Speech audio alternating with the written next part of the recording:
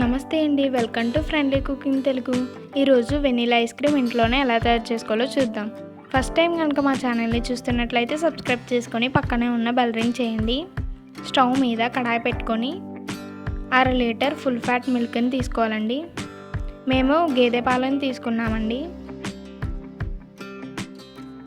బాగా దగ్గరకు మరిగేంత వరకు కలుపుకుంటూ ఉండాలండి. ఈ పాలు అనేవి ఎక్కువసేపు కలుపుకుంటూ ఉండాలండి.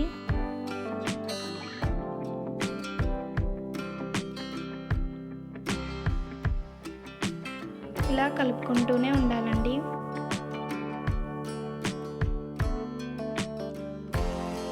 అలాగే ఒక కప్పు తీసుకొని 2 స్పూన్లు కార్న్ఫ్లోర్ వేసుకోవాలండి.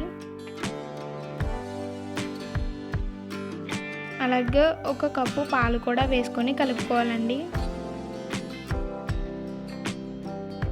చూడండి, ఈ విధంగా కలుపుకోవాలండి.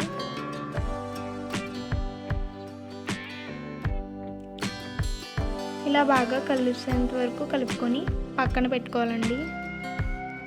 పాలు అనేవి మరుగుతున్నాయి కదండి. ఒక కప్పు పంచదార వేసుకొని బాగా కలుపుకోవాలండి.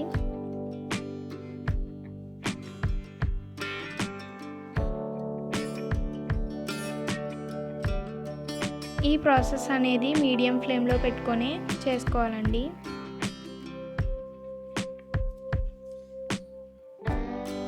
ముందుగా కలిపి పెట్టుకున్న పాలను వేసుకొని దగ్గరకు అయ్యేంత వరకు కలుపుకుంటూ ఉండాలండి.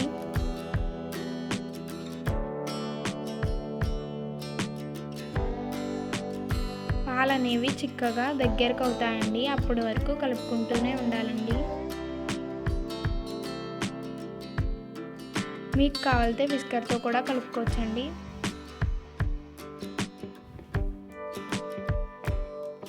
ఈ విధంగా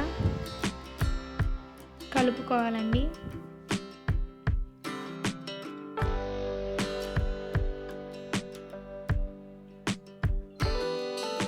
ఇలా కలుపుకున్న తర్వాత స్టవ్ ఆఫ్ చేసి పాలను పక్కకు దించుకొని చల్లారిన తర్వాత 1/2 టీ స్పూన్ వెనిలా ఎసెన్స్ వేసుకొని కలుపుకోవాలండి.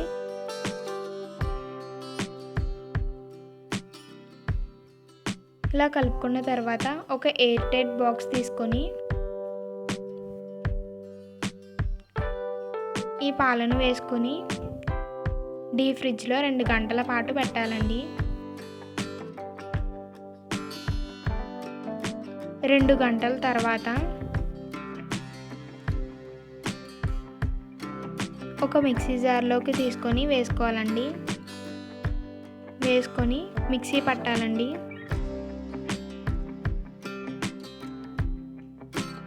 ఇలా మిక్సీ పట్టిన తర్వాత మళ్ళీ బాక్స్లోకి వేసుకొని డీప్ ఫ్రిడ్జ్లో 8 గంటల పాటు ఉంచుకోవాలండి.